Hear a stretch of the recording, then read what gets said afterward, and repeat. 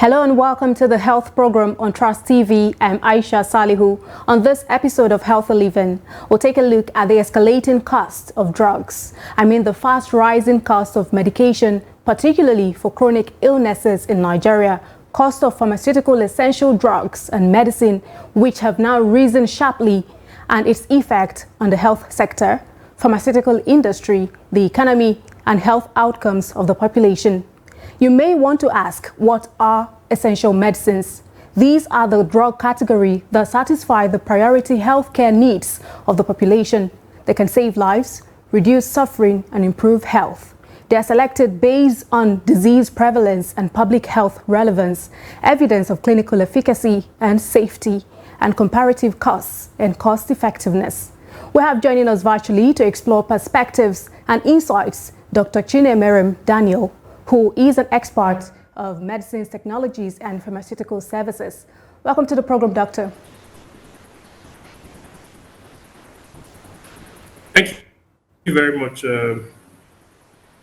Aisha. Nice to be here. Okay. Now, according to my interaction from people, on social media, and also what we've come to see, Ventolin inhaler increased from 1,700 Naira to 18,000 Naira at the moment, and Seretide inhaler from 8,000 Naira to 50,000 Naira. That these are according to sources, people we interacted with, and also on social media. This has been attributed to the fall in the Naira value and fuel subsidy removal. What is your reaction on this? It's really a scary and challenging situation that Nigerians find themselves in.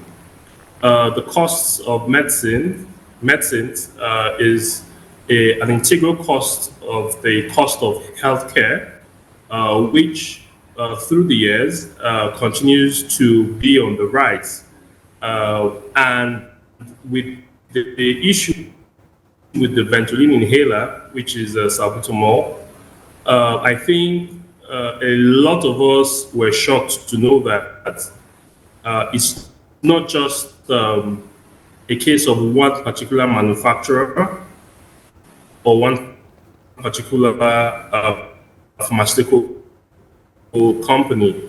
There are all these huge factors in terms of the pharmaceutical landscape, the drug landscape, that are affecting the cost of drugs, irrespective of the type, whether it's antibiotics or for chronic illnesses. The cost of medicines are on the rise, and it's a representation of the larger macroeconomic conditions in the country.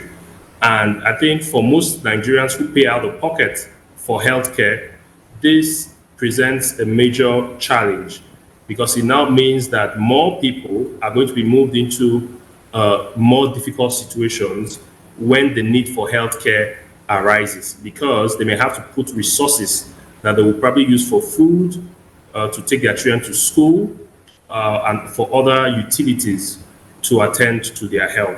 So this is something that calls for all and sundry to put heads together to figure out how best we can resolve some of this particular challenge that is before us. Okay. Thank you. Now, still talking about the cost of essential drugs, essential pharmaceuticals. Of late, the pharmaceutical industry has been facing a serious crisis, just like we have stated earlier, which has been attributed to the country's harsh business environment occasioned by the paucity of forex, high inflation rate, and high loan interest repayment rates also. And now since all of this has been happening, experts have said that there has not been any improvement in this sector, even as stakeholders have called for the government's intervention, just like you talked about intervention of all and sundry. Now, I'd like to know, we have our own local production, the institute that we have for pharmaceuticals in Nigeria. How come we're facing, both local and imported drugs? We're facing, apart from the fact that forex is a factor, why do we still have this challenge? What then is the role of the local pharmaceutical institute that we have in the country? In how are they going to help to, help alleviate the situation? I think that's a fabulous question, and I think the connections, cuts right across from Of course, the research institutes like you have with the local with NIPRID and other pharmaceutical research institutes that we have in the country, even the universities as well. But down, of course, to the final product. The fact is that this increase we're seeing comes alongside some of the macroeconomic change we're seeing with inflation, and most importantly, we have a situation whereby a lot of the drugs that are being used in the country have to be imported, and we are still struggling to get the local manufacturing capacity for drugs up in the country. A lot is happening in the space. There's a lot of improvement. We're seeing a lot of local manufacturing that is happening, and we must continue to encourage local manufacturers. And I think the government needs to come up with specific policy to incentivize local manufacturing in the pharmaceutical space. There's a lot of that already happening amongst the local manufacturers. But the reality is that for active pharmaceutical ingredients, a lot I know is still has to be imported or is not being done locally, and specific informed policies can help address this. The Minister of Health, Dr. Pate, had talked about medical industrialization, and I know that the pharmaceutical industry is part and parcel, the soft industries are part and parcel of what will be part of this strategy of his to get more of both medical and pharmaceutical products manufactured locally. And by then, I hope that some of the local factors of production, issues of taxes, issues of fuel, electricity, power generation, all of these issues will also have to come to bear to make sure that even when we're manufacturing locally, we are competitive and prices are not at a point that make Nigerians unable to access care. I'd like to hear your thoughts on this. I mean, what's your take on collaboration to seek ways to boost Nigeria's current level of 30% production of essential medication, infrastructural development of active pharmaceutical ingredients, which you just talked about, and manufacturing plants, and also technical knowledge sharing? I mean, the primary thing now for the country, some people would say, is to focus on local production, just like you talked about, of essential and crucial medications in view of this persistence increase in the price. What's your take on collaboration? Yeah, so I think collaboration is very key. The fact remains that Nigeria is a large market, and a lot of pharmaceutical industries or companies, I mean to say, around the world will want to be a part of this market. However, it's not every actor that is a good actor. We also have to build our local capacity.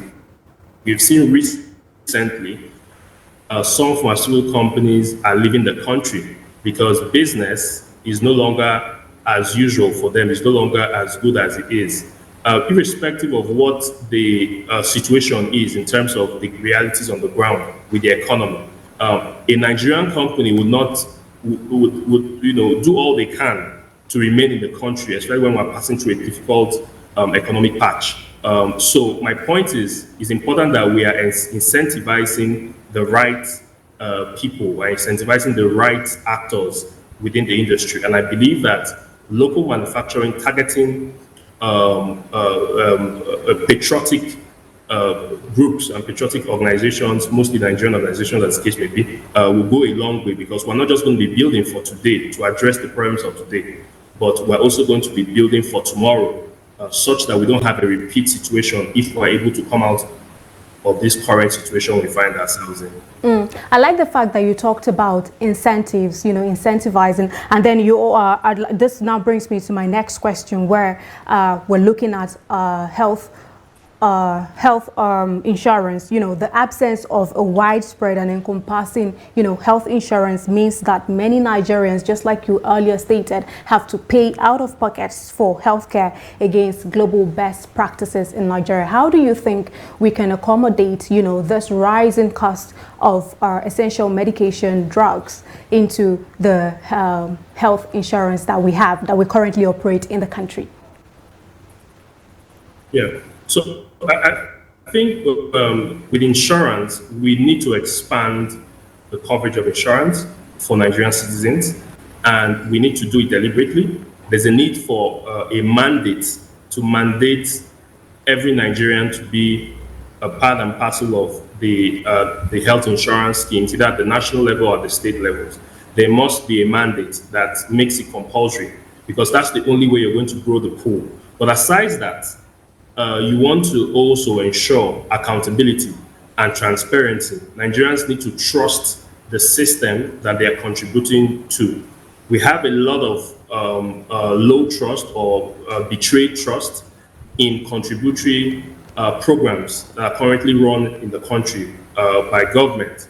And we don't want to replicate similar low trust systems with health insurance. So I think a number of these issues have to be addressed. We have experts, health economists, actuaries, scientists who are ready and available to, really advise government and give government the way forward. But for me, I think the first thing we need to talk about is how do you mandate health insurance? How do you get everybody to get a plan so that everybody's contributing to the pool of resources that are coming? Because without that, if you have a health insurance scheme that only has a few persons, that only has a few persons participating, or nobody participating, or nobody who is of means participating, then you're going to miss the point, because you're not going to have the consummate level of resources from rich to poor to make your pool viable. So I believe that reforms are needed. I think the president has made some very good appointments, and we want to see action in that direction, because that's one way you can take care of the burden of the Nigerian masses with regards to the cost of drugs, and not just drugs, but of course health services, diagnostics, etc. So it's important that we address insurance as a solution to some of these escalating costs that we are seeing. I'm still talking about health insurance and how to properly address them so it reaches an average Nigerian, or every Nigerian, just so we achieve universal health coverage for all. I understand that this health insurance for some people are not even captured. A lot of people do not even know about health insurance, which now brings me to my next question, where people say for those who are already captured in the health insurance scheme, they'll tell you that some of the drugs, some of the medical procedures, say surgeries, say more expensive drugs, they are not captured on this. So what then is the use of the insurance policy? And this brings me to what the new WHO essential medicines list, which contains 1,200 recommendations for 591 drugs and also 103 therapeutic equivalents. Now, a separate list for children up to 12 years of age, known as the WHO Model List of Essential Medicines for Children, that's the EMLC, was created in 2007 and is in its 9th edition. However, some cancer drugs are not captured in this. Now, so how do we now marry the fact that some of these drugs are not captured in the essential list, and then there is also the challenge of health insurance? What sense can you make of this? Yeah, so sorry about that. So I think importantly, the country has the National Essentials Medicines List Technical Working Group, which is also goes alongside the Standard Treatment Guidelines Technical Working Group.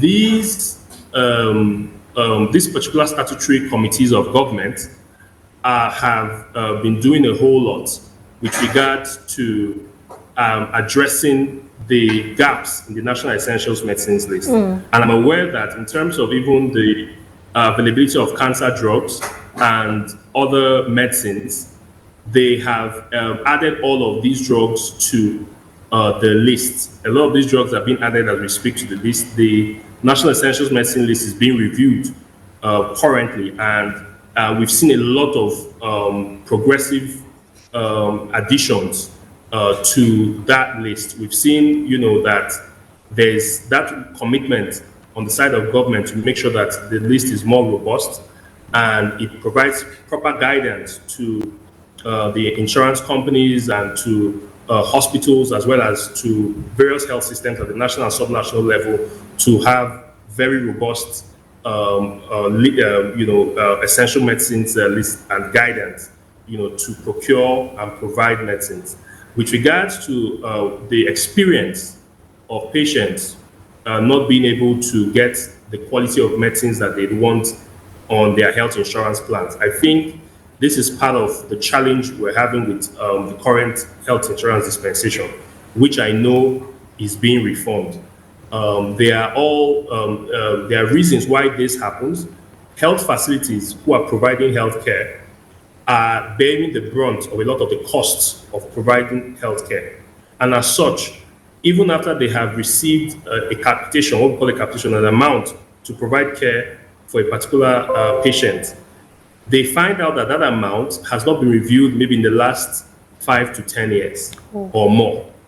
And as such, the amount is not keeping up with the realities of the time in terms of inflation, in terms of the economy. So most of these facilities find themselves having to constantly reduce the quality of care on offer to patients. And this should be discouraged. However, we need to address the root issues. And the root issues are that these facilities are not getting the requisite amount that aligns with the economic realities of this. So government also has to be responsive.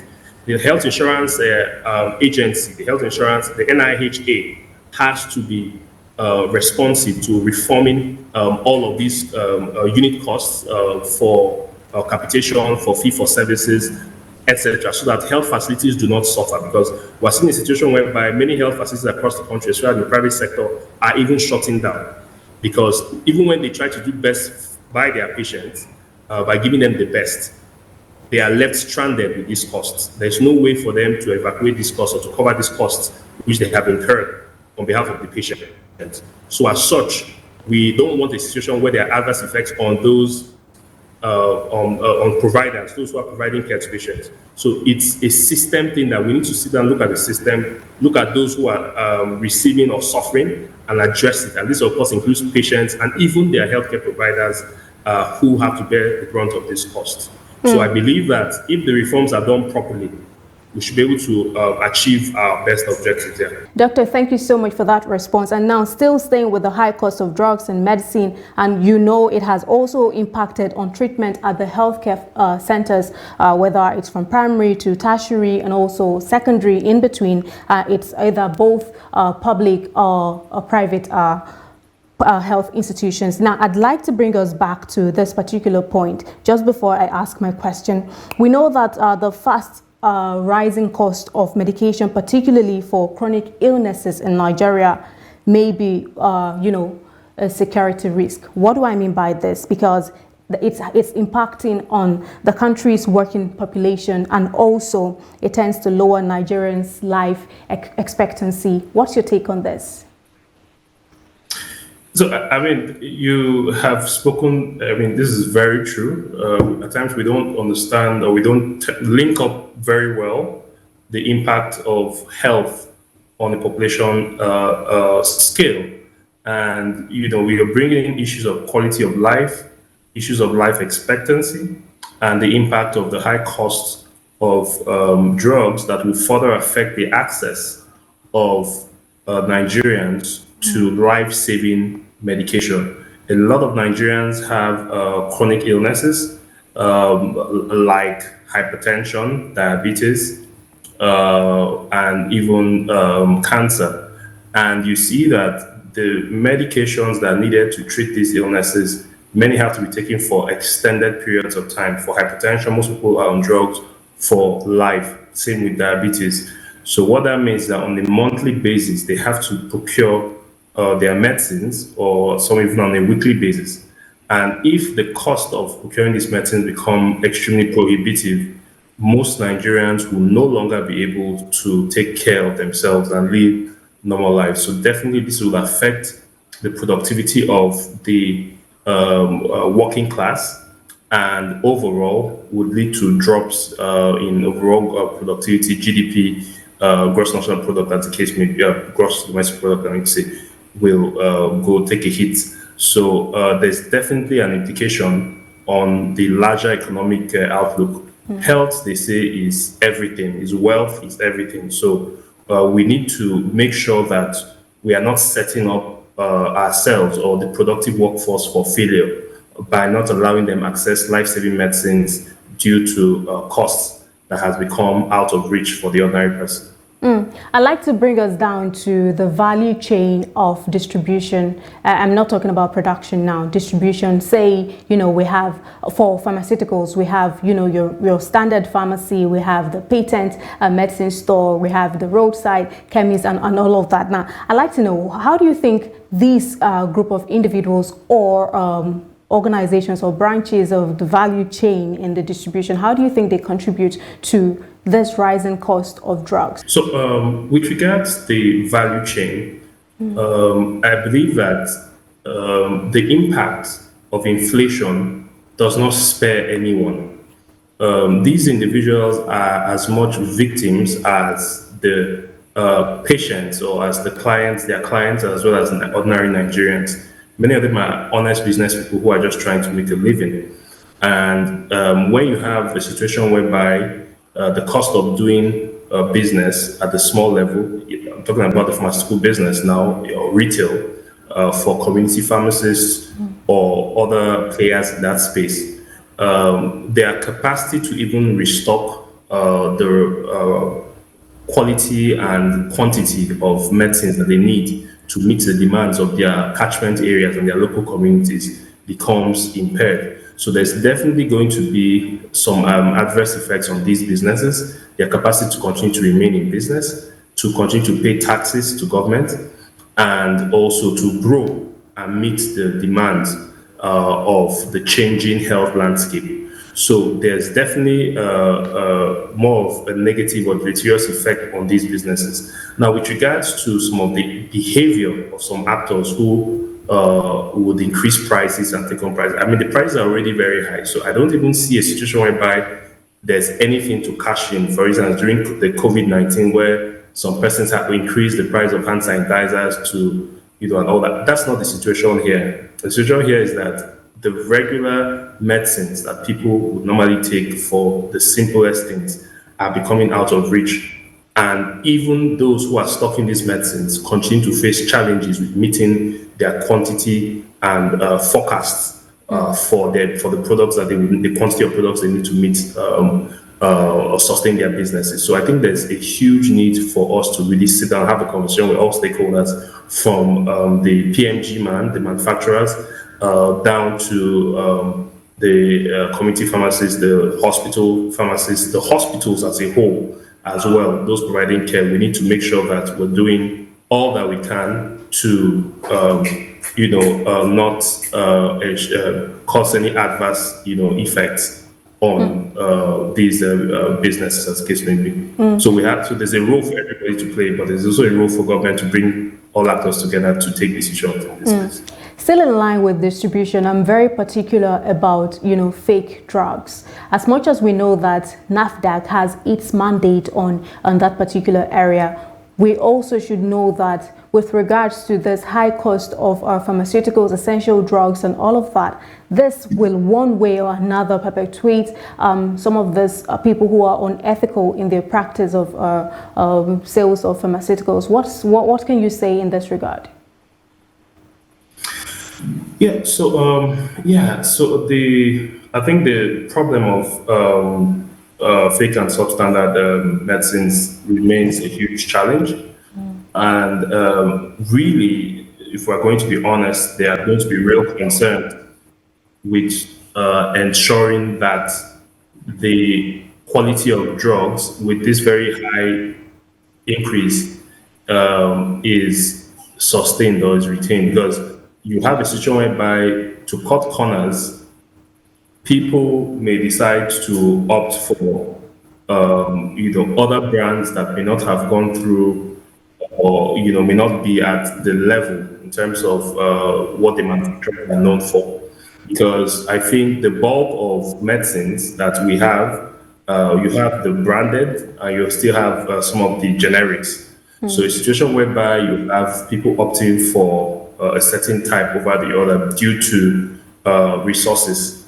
It's now a resource-driven decision, and as such, they may be at higher risk of falling prey to fakers and persons who are counterfeiting medicines, because the problem actually does exist. So I think it's NAFDAC has its work cut out for it. NAFDAC will have to pay attention to certain brands now that prices are going up, to make sure that unscrupulous individuals don't cash in to maybe offer deals or offer cheaper options, which can lead to the patients getting the short end of the stick. So it calls for additional attention, regulation as well. And just the general awareness, even amongst the public, that the risk of counterfeiting is even higher, because people may want to cash in on this particular situation, and not people, but unscrupulous people, and make profit, and we don't want that. Now, just before we let you go, as a way of summary, I'd like to hear your final thoughts on this particular topic. So to manufacturers, I think in every complex situation, there's always an opportunity to turn a new page in terms of our history. More than ever, this is the time when Nigerians need Nigerians and Nigerian pharmaceutical companies to actually manufacture many more agents and many more drugs. So we need to see more manufacturing happening locally, and despite the difficulty of the economy, it's a patriotic call for all to consider this, so as to over time reduce the suffering that the Nigerians are facing. To persons in the value chain across from the community pharmacies to hospitals, we need to not add additional suffering to our patients. So as much as we can, we should ensure that our prices are within what the ordinary Nigerian can afford as much as possible, not to adversely affect the business, but to ensure that Nigerians can afford it. And of course, the ordinary Nigerians get insured. That's one of the ways you can reduce, the sort of suffering. If you have any sort of insurance plan, that will help you. And these insurance plans are available. Yes, there may not be a mandate yet for you to get that you must, or that it's compulsory to get insurance, but on your own, it's better to have a plan before that time comes when you're ill and cannot really help your family or your friends, or as the case may be, yourself. So these are the things that can be done to help the situation. While government, we cannot forget government, needs to convince stakeholders and address some of the immediate and remote causes of this escalation of prices, and evince solutions to reduce the impact of the inflationary trend on the cost of money. Okay, thank you so much. Thank you so much for your time. We have been speaking with Dr. Chinemerem Daniel, who is an expert of medicines, technologies, and pharmaceutical services. Thank you so much for your time on the program. Thank you so much. With that, we've come to the end of this episode of the program. Do not forget that you can join the conversation by leaving us a comment, your suggestions and contributions. You'll have to follow us across all of our social media platforms, and also subscribe to our YouTube channel. Until next time, I'll see you again on another episode of Healthy Living on Trust Television. I'm Aisha Salihu. Thanks for your time.